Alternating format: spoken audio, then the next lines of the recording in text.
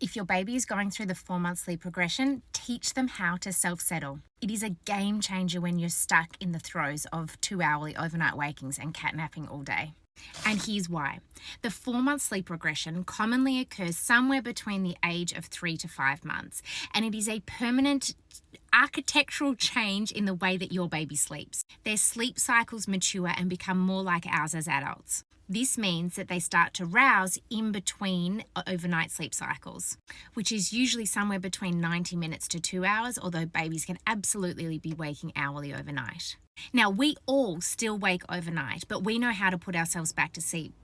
We roll over, we pull up the doona, we have a drink of water, and we don't even know that we've woken. That's where we want our babies to get to if independent sleep is the goal. So the reason that babies start to call out in between sleep cycles is usually if they don't yet know how to put themselves to sleep and then put themselves back to sleep in between the sleep cycles. Cue self-settling. And the way that I like to teach a baby to self-settle, which is making the transition from awake to asleep on their own, is I like to teach it at bedtime when sleep pressure, a baby's drive and need for sleep is at its highest, meaning that you set the stage for success and your baby will absolutely go to sleep.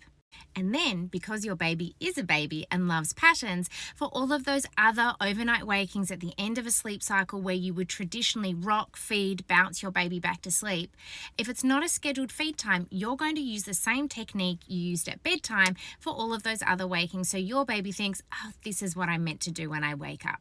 There is nothing inherently wrong or bad about fully assisting babies to sleep. And look, some have no issue. You can still assist them to sleep at bedtime, rock them all the way to sleep, transfer them, and they'll sleep 11 hours. But so many babies can't. And if your baby cannot, it is not because you are doing anything wrong. It's just that every baby is different.